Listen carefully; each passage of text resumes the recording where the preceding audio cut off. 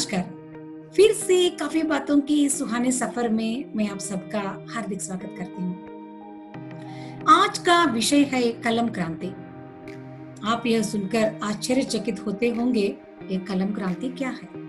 हम सब कलम के बारे में जानते हैं और क्रांति के बारे में भी जानते हैं और अनेक क्रांतियों के पीछे कलम का योगदान के बारे में भली भांति जानते हैं। मगर ये कलम क्रांति क्या है?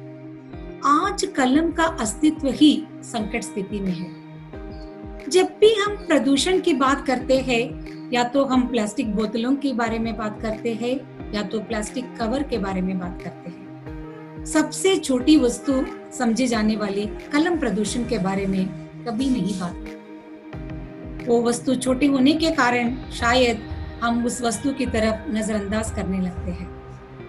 मगर एक सत्य ऐसा है कि शोध के द्वारा पता चला है, हर साल 16 मिलियन से ज्यादा प्लास्टिक कलम कूड़ा करकट में, नदी नालों में मिल रहा है और ये दिन ब दिन इसकी संख्या बढ़ती जा रही है। तो यह तो अत्यंत गंभीर समस्या के रूप में हमारे सामने आ गई है। सबसे साक्षर राज्य के रूप में प्रसिद्ध केरल राज्य में भी इस विषय को लेकर गंभीर अध्ययन किया गया है और उस अध्ययन में पता चला है, केरल राज्य में मात्र 1.5 करोड़ प्लास्टिक कलम का उपयोग हो रहा है।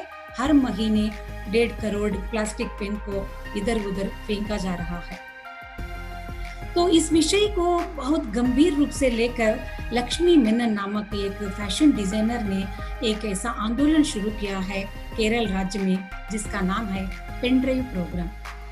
लक्ष्मी मेनन जी अपने सहकर्मियों के साथ अनेक शालाओं में, कॉलेजों में जाकर एक ऐसा निनाद शुरू कर चुके हैं कि प्लास्टिक पेन या बॉल पॉइंट पेन को त्याग कर हर विद्यार्थी को फाउंटेन पेन का उपयोग करना जरूरी है। और ऐसे पेन ड्राइव प्रोग्राम के डिब्बों में वे सारे बच्चों से प्लास्टिक पेन या बॉल पॉइंट पेन को उनकी हाथों से ही उन डिब्बों में डालने के लिए कहती है और उन विद्यार्थियों को उस समय से प्रतिज्ञा लेकर फाउंटेन पेन खरीदने के लिए वो प्रोत्साहित कर रही है। लक्ष्मी मेनन जी का यह कार्यक्रम सिर्फ केरल राज्य में चालू ना होते हुए अब भोपाल राज्य में भी ये कार्यक्रम शुरू हो गया है। तो हम भी क्यों लक्ष्मी मेनन जी का इस कार्यक्रम में अपनी तरफ से सहारा या तो सहयोग देने की कोशिश करेंगे। तो अगर हम भी हमारे राज्य में, हमारे शाला कॉलेजों में विद्यार्थियों को इस बात की तरफ ध्यान देने के लिए कहते हैं, जरूर हम भी इस कदम में हमारा योगदान दे सकते हैं। तो मैं सोचती हूँ कि जब भी हम बात करते हैं, प्रदूषण की बात करते हैं, तो हम यह सोचकर छोड़ देते हैं कि हमारे हाथ में क्या है, हम क्या कर सकते हैं। हाँ, प्रदूषण तो दिन ब दिन बढ़ती जा रहा है और हम तो कुछ नहीं कर सकते हैं इस विषय में। जब तक हम कुछ कदम बढ़ाकर एक न एक काम करते हैं, तब भी कुछ निरीक्षित फलितांश हम देख सकते हैं, है ना। तो अंग्रेजी में एक कहावत है कि pen is mightier than sword. हम सबने ये सुना है बहुत बार, हम तो इस बात को स्वीकार भी किया है। मगर इस कॉन्टेक्स्ट में मैं इस बात को थोड़ा बदल कर बताना चाहती हूँ। हाँ, तलवार अगर टूट भी जाता है तो तलवार को हम रिसाइकलिंग करना बहुत आसानी से वो काम कर सकते हैं, जबकि बॉल पॉइंट पेन का रिसाइकलिंग करना मुश्किल हो रहा है, क्योंकि बॉल पॉइंट पेन का शरीर बना है प्लास्टिक से। उसके अंदर कभी कभी कुछ इंक बच जाता है उस कारण से, और उसका निब बना हुआ है कॉपर यानी तांबे से और कभी कभी जिंक से भी। इन कारणों से उसको रिसाइकलिंग करने में दिक्कत हो रही है। तो क्या करते हैं हम, उपयोग करते हैं कलम और उसको छोटी वस्तु समझकर इधर उधर डालते हुए दिन ब दिन कलम प्रदूषण बढ़ रहा है। तो मैं आपको यही कहना चाहती हूँ कि कुछ समय के लिए जब हमारे बुजुर्गों की जीवन शैली को देखते हैं, तो उनमें से ज्यादातर लोग फाउंटेन पेन ही इस्तेमाल करते थे। फाउंटेन पेन खरीदना एक बार हो गया तो उनके साथ वे सालों उस कलम को उपयोग करते थे और उस कलम से उनका एक इमोशनल बॉन्डेज भी हो रहा था।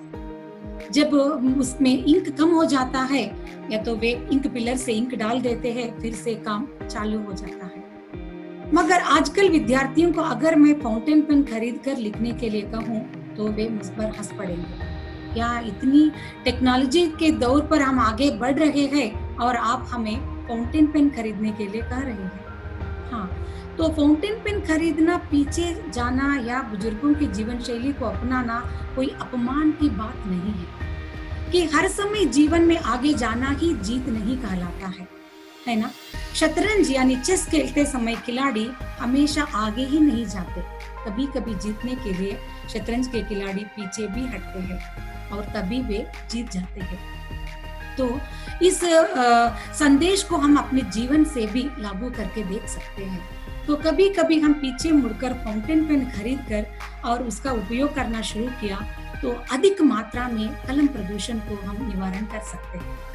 तो यह कदम मैं सोचती हूँ पहले शिक्षक वर्ग से शुरू होनी चाहिए, क्योंकि हमेशा शिक्षक वर्ग के काम को विद्यार्थी देखते हैं, अनुगमन करते हैं और हमारी बातों को सुनते हैं। जब हमारे हाथ में फाउंटेन पेन है, लाल रंग का हो या नीले रंग का, दोनों हम जब खरीद कर उसका उपयोग करने लगते हैं और उनके दुष्परिणामों के बारे में यानी बॉल पॉइंट पेन के दुष्परिणामों के बारे में हम विद्यार्थियों से कहते हैं, तब वे जरूर हमारी बात मानेंगे, है ना? तो यह प्रकृति के लिए हमारी आवश्यकता नहीं है, मगर हमारे लिए प्रकृति की आवश्यकता है।